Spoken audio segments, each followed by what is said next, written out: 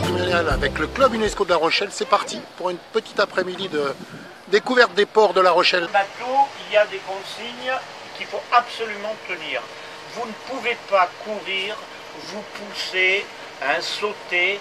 Ça, c'est pas possible parce que vous allez vous faire mal. On va passer dans le vieux port. Sortez, hein. C'est pas ça le plus important, hein. Alors Stéphanie, un petit reportage. Quelques mots sur les navigations patrimoniales. Ça fait la deuxième année consécutive que ton école est impliquée dans ce projet. Est-ce que tu peux nous en parler un peu plus? Alors un grand merci au club effectivement UNESCO de nous avoir fait partager ce projet. Ça nous permet d'embarquer comme aujourd'hui des enfants de l'école, donc entre 6 et 10 ans, et qui vont pouvoir, là pour les plus jeunes, découvrir les ports de La Rochelle à partir de la mer et de trouver justement les différences entre ces différents lieux d'activité. Et puis après pour les plus grands, ils sont allés l'année dernière vers Rochefort et là cette année ils iront jusque sur l'île de Ré a priori. Et nous ça nous permet d'avoir un super matériau après pour pouvoir travailler toute l'année avec eux, avec d'autres activités, d'autres modules d'activités liés aussi à tout ça, et de leur faire découvrir leur environnement, qu'ils arrivent à le connaître pour après pouvoir vraiment bien le protéger. Et pourquoi pas se tourner vers ces métiers qui sont vraiment à portée de main, et il y en a à profusion, qui peuvent les intéresser dans tout le domaine maritime et littoral. Donc le concept, tu l'aimes bien, tu le vis vraiment avec l'ensemble de tes collègues? Tout à fait, le concept il est absolument adaptable à toute l'école et chacun à sa mesure en fonction de l'âge des enfants. Il peut vraiment mener dans sa classe des activités, des ateliers, des rencontres aussi avec des professionnels pour pouvoir donner l'opportunité à ces enfants qui habitent à La Rochelle de découvrir ce milieu maritime, parce que même si on pense qu'ils y ont accès, pas forcément. Donc c'est important pour nous de leur faire découvrir, et ce dès le plus jeune âge.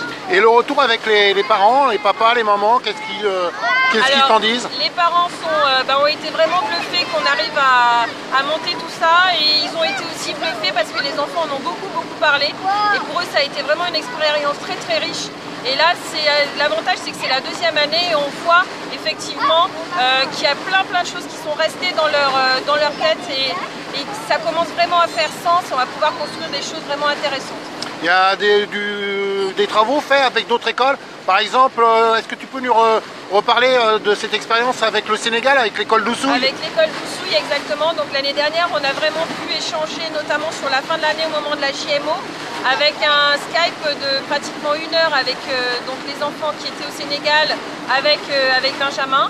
Et ça a permis aux enfants de pouvoir échanger avec leurs copains du Sénégal et de voir quelles étaient les choses qui pouvaient être similaires, les problèmes ou alors les choses positives qui pouvaient se passer d'un côté et de l'autre, et de prendre conscience que finalement on est tous au bord de cet océan-là et que c'est à nous aussi de prendre les choses en main pour que tout se passe bien.